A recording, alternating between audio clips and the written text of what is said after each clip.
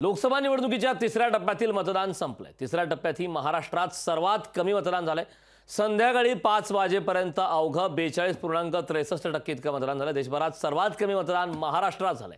पश्चिम बंगालमध्ये सर्वाधिक 73.93% इतकं मतदान झालंय। महाराष्ट्रात मतांची टक्केवारी का घसरली? महाराष्ट्रात कमी टक्का हा कुणाला धक्का असा सवाल निर्माण झालाय। लोकसभा निवडणुकीच्या तिसऱ्या टप्प्यातही महाराष्ट्रात मतदानाचा टक्का हा घसरताना दिसतोय। महाराष्ट्रात तिसऱ्या टप्प्यात देशात सर्वात कमी 42.63% एवढंच मतदान झालंय। मतदानाच्या कमी टक्केवारीने राजकीय पक्षांच्या पोटात गोळा आलाय। कमी टक्केवारीचा कुणाला फटका बसणार याची उत्सुकता निर्माण झाली। तिसऱ्या टप्प्यातही महाराष्ट्रातले मतदार मतदान करताना उदासीन दिसतायत।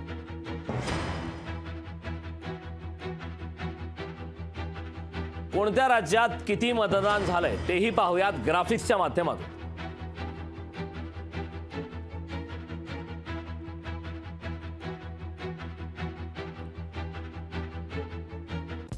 पश्चिम बंगालमध्ये सर्वाधिक म्हणजे 73% मतदान झालंय। आसाममध्ये 74%, बिहार 56%, छत्तीसगड 66%। पश्चिम बंगालपेक्षा आसाममध्ये जास्त मतदान झालंय। दादरा नगर हवेलीमध्ये 65%, गोवा 72%, गुजरात 55%, कर्नाटक 66%। महाराष्ट्रात सर्वात कमी म्हणजे 53% मतदान झालंय। उत्तर प्रदेशमध्ये 55%, मध्य प्रदेशमध्ये 62% इतकं मतदान झालंय।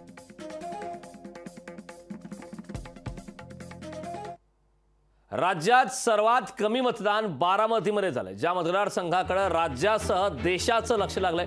प्रतिष्ठेची लढाई सुरू असलेल्या बारामतीत 5 वाजेपर्यंत केवळ 45.68% इतकं मतदान झालंय। हाय व्होल्टेज लढत असलेल्या बारामतीत कमी मतदान झालंय। कोल्हापुरात 5 वाजेपर्यंत 63% मतदान झालंय। 9 मतदारसंघात टक्केवारीमध्ये खूप मोठ्या प्रमाणात घट झाली। 9 मतदारसंघात टक्केवारीची 60 गाठण्यात सुद्धा अपयश आलंय। लोकसभेच्या तिसऱ्या टप्प्यातील मतदान राज्यात 5 वाजेपर्यंत 53.40% मतदान झालंय। कोल्हापुरात 63.71% इतकं मतदान झालंय। बारामतीत 45.68% इतकं मतदान झालंय। रत्नागिरी सिंधुदुर्गमध्ये 53.75% मतदान, लातूरमध्ये 55.38% मतदान, सांगलीमध्ये 52.56%, हातकणंगलेमध्ये 62.18%, माढ्यात 50%, धाराशिवमध्ये 52.78%, सातारा 54.11%, तर सोलापुरात 49.17% इतकं मतदान या ठिकाणी झालंय।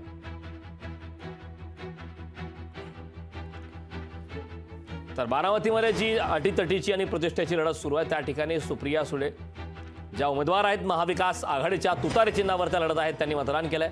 सुनेत्रा पवार महायुतीच्या उमेदवार आहेत, राष्ट्रवादीच्या घड्याळ चिन्हावर त्या लढत आहेत। शरद पवार यांनी त्या ठिकाणी मतदान केले, अजित पवारांनी मतदान केले। सांगलीमध्ये तिरंगी लढत आहे, त्या ठिकाणी विशाल पाटील ज्यांनी बंडखोरी करत आपला उमेदवारी अर्ज अपक्ष म्हणून कायम ठेवला ते विशाल पाटील यांनी आपला मतदानाचा हक्क बजावला। चंद्रहार पाटील जे महाविकास आघाडीचे उद्धव बाळासाहेब ठाकरे पक्षाचे उमेदवार आहेत, मशाल चिन्हावरती लढत आहेत, त्यांनी मतदान केले। संजय काका पाटील जे विद्यमान खासदार आहेत सांगलीमधून ते महायुतीचे उमेदवार आहेत, त्यांनी देखील त्या ठिकाणी मतदान केले। सांगलीमध्ये तिरंगी लढत पाहायला मिळते।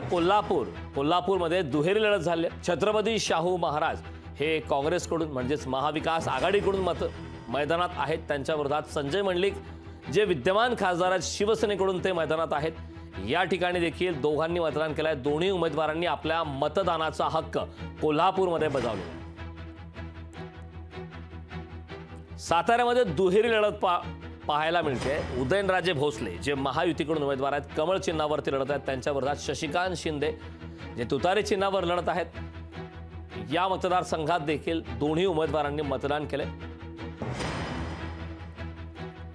या मतदारसंघात दिग्गजांनी राज्यभरात मतदानाचा हक्क बजावलेला आहे। पंतप्रधान नरेंद्र मोदी, अमित शहा यांनी देखील मतदान केलेलं आहे। दिग्गजांनी आपल्या मतदानाचा हक्क आज बजावलेला आहे।